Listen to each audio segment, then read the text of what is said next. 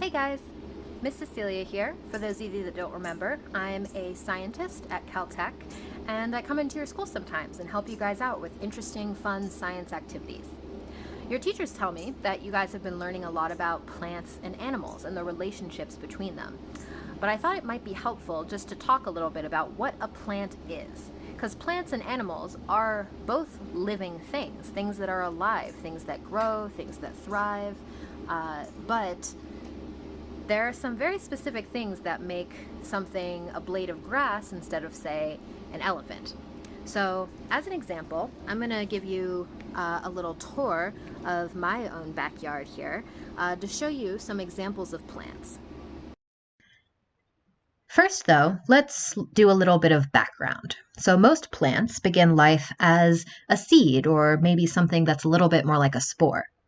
Now, that seed contains a lot of sugar. It contains a lot of protein. It contains a lot of the energy that the plant needs to start its growth. And it also contains the plans that tell the plant how to start growing and sprouting. So, using the energy, using the plans, using all the things that the seed has inside of it, the plant begins to grow up. And as it grows, it gets deeper roots and it sprouts leaves. And the roots act kind of like a straw for slurping up some of the water and other nutrients that the plant needs from the ground, while the leaves above ground collect sunlight. Because all plants, whether they have big leaves, small leaves, knobbly roots or skinny roots, brightly colored flowers or seed pods, a plant is something that takes sunlight and water and is able to make its own food to create the energy that it needs to grow big and strong and to make copies of itself. So that means that plants serve a really important purpose. Humans and other animals can't make our own food just out of sunlight and water. We have to eat plants or eat animals that eat plants themselves in order to access that source of energy. In addition to providing us with food, plants like this tree in this picture can also provide us with shelter if we're birds, or a place to raise our families if we're squirrels, or a place to slurp up delicious nectar out of flowers if we're a hummingbird. Plants are truly remarkable. So let me show you some real examples instead of cartoon examples from my own backyard. So, if we look down here on the ground and I pick one of these guys and pull it up, let's see if I can get a nice big one. All right. So, down at the very bottom, the part of this particular plant that was sitting in the dirt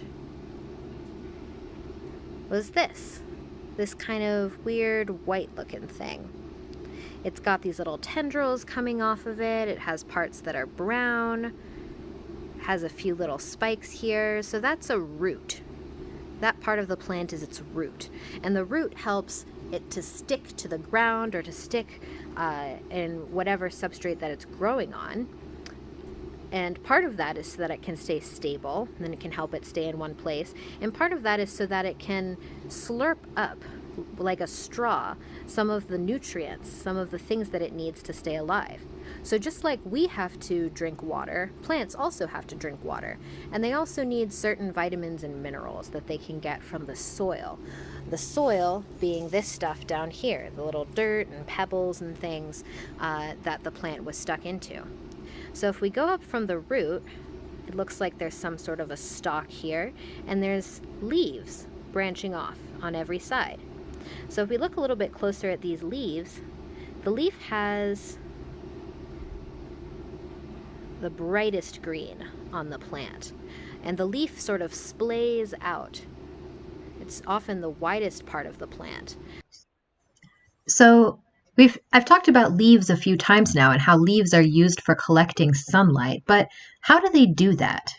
Well, it has to do with their color. See, leaves and leaf-like appendages on plants are green because there's a substance inside of them called chlorophyll that absorbs the yellow light of the sun, the yellowish green light, and it ends up reflecting some of the more greenish blue light. So we see the greenish blue while the plant is absorbing the color of the sun. And that helps it get enough energy to grow. So over here, we have a fig tree. So this fig tree, like the grass, has a root, it has a stalk, it has these leaves that are branching out. The leaves are green, but other than that, it doesn't look like it has a lot in common with the grass just over there. The leaves are much bigger and broader. The stalk is a lot longer, taller, thicker, and even woodier down here. You know, this is starting to look like wood instead of the stalk of a plant, yeah? So So, if you're trying to figure out whether or not something is a plant, you should ask yourself, is it green? Does it appear to be photosynthesizing? Which means, does it have some means of collecting sunlight and collecting water so that it can make energy for itself? And does it rely on other living things to provide it with the energy that it needs to eat and live? So even though they look so different, they actually are doing the exact same thing. Now, here's another plant from my backyard, rosemary. And so if you want in your own gardens, in your local parks, walking around outside, you want to compare the methods that two plants have of accomplishing the same task, collecting sunlight, you might start by just comparing their leaves. So the fig tree has these big, broad leaves over here that are bigger than my hand, while the rosemary has these small, little dark green leaves. So ask yourself, why the different sizes? Why the different colors? Why the different strategies for growing?